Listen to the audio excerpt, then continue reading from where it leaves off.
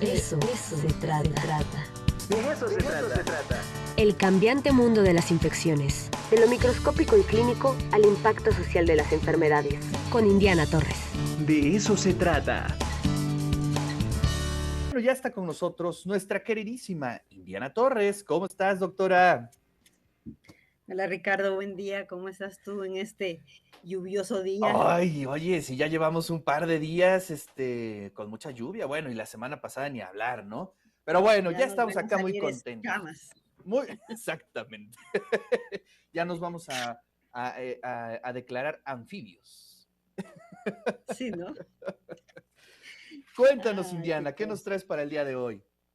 Pues fíjate, Ricardo, que el día de hoy quisiera conversar algo dividido entre hoy y la próxima semana, si se me permite, sobre lo que está sucediendo con la COVID en áreas de conflicto. Dividiendo en esta primera oportunidad el entender áreas de conflicto, pues zonas de guerra, pero también zonas en donde la violencia está ligada a la delincuencia, al narcotráfico, como lo que sucede con nosotros, con Honduras o con El Salvador. Y la próxima semana ver específicamente qué pasa con áreas de conflictos por los desplazados, Claro. pues tanto de guerra como migrantes económicos como los que tenemos con la tragedia que estamos viviendo en este momento. Porque creo que dentro de todo lo que tenemos que analizar de la pandemia, pues estos son elementos que son importantes. Claro, por supuesto.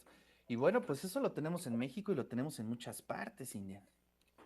Sí, sí, el asunto es que en agosto del 2021 el Instituto de Investigación de la Paz de Oslo contabilizó 600 grupos armados en 44 naciones. Es como difícil el mapa que se presenta en el mundo porque tenemos no solo los conflictos internos, sino los conflictos que se ven alimentados por las distintas potencias. Tenemos que hay papeles importantes en los que juegan Estados Unidos, la OTAN, la misma Rusia, Claro. en guerras abiertas en Siria, en Irak, ¿no? En Libia. Y esto se manifiesta de manera indirecta en lo que sucede en conflictos como los de Palestina, Por supuesto. Israel o Nigeria o Ucrania, ¿verdad? Ahora con la salida hace 2 días del último soldado de Afganistán, bueno, esto es un foco en donde ya no está la presencia directa. Pero aquí el asunto es que esto nos es realmente muy importante porque eh, le- la evidenciación que la pandemia nos ha traído es que no tenemos capacidad de controlar en el mundo muchas de estas situaciones hasta que pues todos tengamos capacidad de intervenir en relación a la misma pandemia, porque estos diferentes puntos de conflicto en el planeta lo que nos están planteando son zonas de transmisión importante y por lo tanto incubación de distintas variantes, ¿verdad? Entonces, a lo que yo me quisiera referir ahora es a una situación analizada desde la Organización Mundial de la Salud que le pidió a la ONU intervenir en este sentido, haciendo que en marzo del año pasado, Antonio Guterres, el secretario general de la ONU, pidiera un cese al fuego. Esto es la primera vez que se produce desde el año 1945 en donde el Consejo de Seguridad de la ONU respalda el que se solicite ceses al fuego. Lo cierto es que cuando Antonio Gutiérrez hace este llamado, el Ejército de Liberación Nacional de Colombia y los insurgentes de Filipinas responden inicialmente respaldando el llamamiento de Guterres, pero lo cierto es que pues todas las ofertas entre unos y otras personas en un momento determinado hacen que pues no se culmine con un alto al fuego.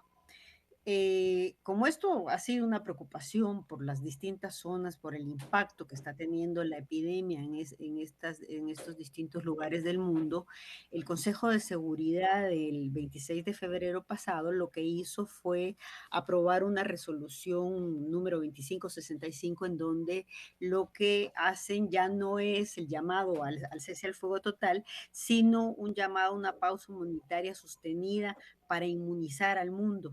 Este es exactamente lo que ellos dicen. Lo cierto es que en la historia de la humanidad nunca ha habido un alto al fuego total, Claro. dado que las distintas situaciones bélicas que se producen tienen distintos orígenes, ¿verdad? Pero la preocupación en este caso es la dispersión del virus, no solo porque en esas zonas no se puede inmunizar, sino a producto del desplazamiento de miles de seres humanos, ¿no? Entonces, aquí la gran duda, lo que yo quisiera que reflexionáramos es si tenemos capacidad de poder lograr un sueño como Mm, este. Lo cierto es que tenemos un antecedente que es importante en los años 60. Hubo un llamado similar para la erradicación de la viruela y lo cierto es que en aquel momento Estados Unidos y la entonces Unión Soviética pues sí ayudaron a que se diera el control, por lo menos dentro de las insurgencias que ellos impulsaban. Y lo cierto es que el mundo puso fin a la viruela, es uno de los logros de salud pública realmente más importantes. Entre el 76 y el 77 se produjo esto y guerras que en aquel momento eran importantes, como las que estaban en Etiopía y Somalia, claro. tuvieron capacidad de detenerse. Tenemos otros ejemplos que fueron generalizados en el mundo cuando estaba pues la guerra civil en El Salvador entre el gobierno y el Frente el FMLN. La OPS pidió 3 días de tranquilidad y realmente lograron en ese momento abordar sobre todo a la niñez para efectos de inmunización. Entonces, esto fue como un modelo que la OPS impuso en distintos lugares del mundo bajo un programa que se llama La Salud como un puente para la paz. Y lograron a través de esto, de decir, bueno, no cese el fuego, pero párenle 3 días que haya un llamado para poder inmunizar a las personas y lograron que en Afganistán, Camboya, Líbano y Sudán esto pudiera ser detenido. Pero lo cierto es que en este momento la situación es un tanto diferente, dado que lo que estamos teniendo en la mayoría de las situaciones de estos conflictos bélicos es conflictos que están entre países, ¿no? O sea, el cálculo de esta organización de Oslo es que 50 millones de personas viven en territorios totalmente controlados por autoridades armadas no estatales y 100 millones en zonas donde el control de esos grupos es bastante más fluido. Entonces, aquí, pues el llamado es que podamos lograr, aunque sea parcialmente, es muy difícil que pueda lograrse un cese al fuego total en el mundo, pero lo cierto es que sabemos que desde Afganistán hasta Myanmar o desde Nigeria hasta Azerbaiyán es necesario que la población civil atrapada dentro de la violencia pueda tener acceso a las vacunas. El ejemplo más claro está dado ahora en Afganistán en los últimos 2 meses, en donde había antes iniciado un proceso de vacunación y finalmente, pues este se detuvo. El problema es que vemos, y es algo que hemos discutido aquí en el programa, como las vacunas se han convertido pues también en un arma de influencia de distintas potencias regionales que buscan expandir su influencia a partir de las mismas vacunas. Entonces, creo que tenemos que apoyar los esfuerzos que se están haciendo dentro de distintas organizaciones humanitarias para lograr que la población que está atrapada dentro de todos estos conflictos pues tenga acceso a las vacunas.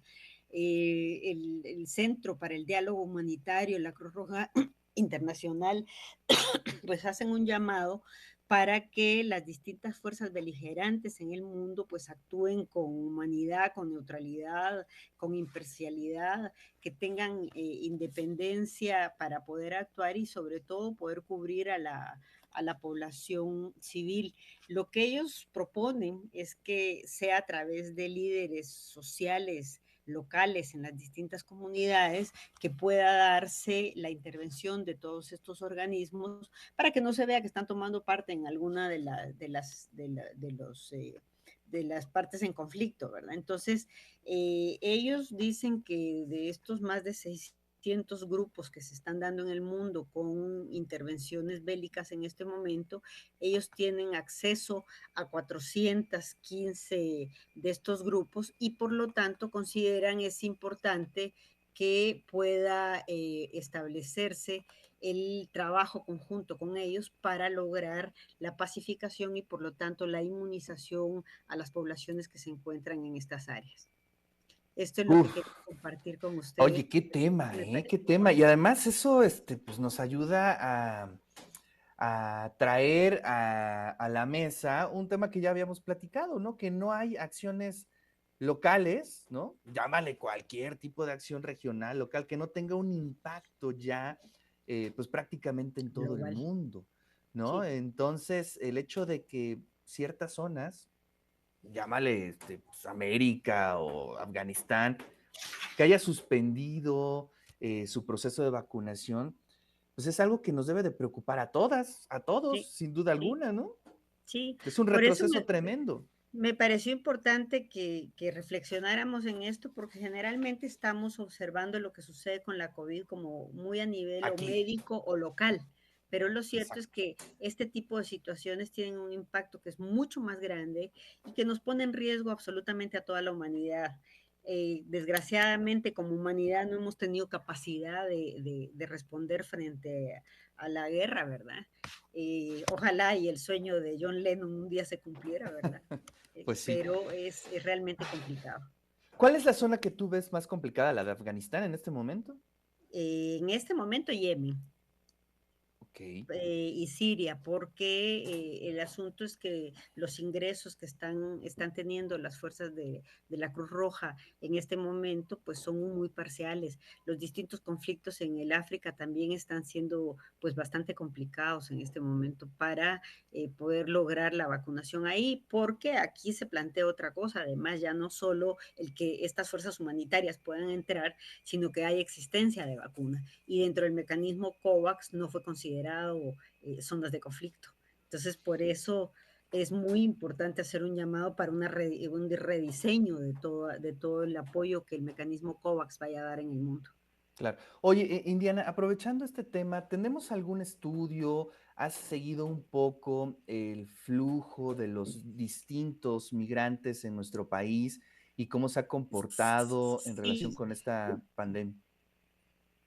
sí, yo te decía, si me permitías, que dividiéramos Ah, esto de las zonas de nos conflicto vamos en al dos para siguiente dejar capítulo solo lo de entonces. la guerra, porque realmente es un capítulo pues muy importante, es toda una tragedia lo que está sucediendo con los migrantes, que pues no fueron desplazados de guerra, sino de terremotos y de problemas Exacto. económicos, ¿verdad? O sea, llevan Pero la otra años. cosa que yo quería que Sí, me sí, sí. permitieras ahora, Adelante, Ricardo, adelante. era lo que habíamos hablado de la semana pasada, la de los niños, para que le fuéramos dando seguimiento a lo que estaba Claro, claro, pasando claro, con el adelante. ingreso a las escuelas. Entonces, pues la semana pasada lo que habíamos reportado hasta entonces eran 65.426 casos. Esta semana, o sea, hasta el día de ayer, o sea, solo tenemos un día de escuela contabilizado aquí extra, hay 2.400 nuevos. En Ujú. Puebla hay 193 casos en menores de 17 años nuevos. Entonces, sí creo que es importante que le vayamos dando seguimiento porque finalmente lo que vaya a suceder con las escuelas, pues también nos va a impactar a todas y a todos. A ver, entonces entiendo que, por ejemplo, en Puebla hubo un crecimiento de casi 200 casos más en Sí, niños. en menores de 18 años. Sí, Y en eso, menores. en nuestro segundo día de regreso a clases. No, no, no, esto es toda la semana, Toda la porque semana. lo que el sistema hace es contabilizar de martes a martes. Claro. Entonces, estos 190 es lo que están reportando nuevos ellos, del martes pasado a este martes, en donde son fundamentalmente adolescentes los que están siendo afectados. Claro.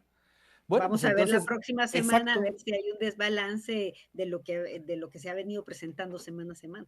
exactamente. Creo que lo importante será el análisis del próximo miércoles, ¿no? Para que podamos ver si realmente aumentó o qué porcentaje aumentó.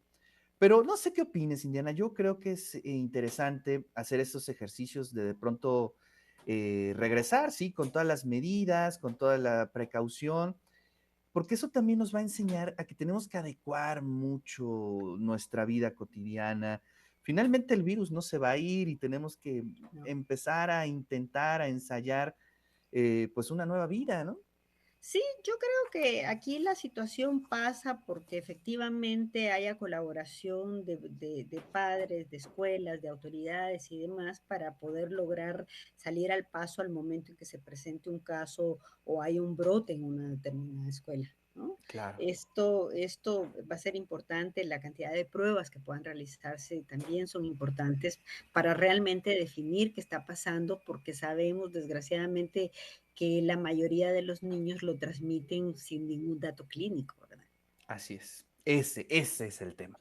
Bueno, pues ya estaremos bien atentos a ver si hacemos un breve eh, paréntesis en tu próxima columna para hacer el análisis de los De datos, los niños. ¿no? Y también ver el tema de las migraciones, que bueno, está Sí, tremendo ese caso.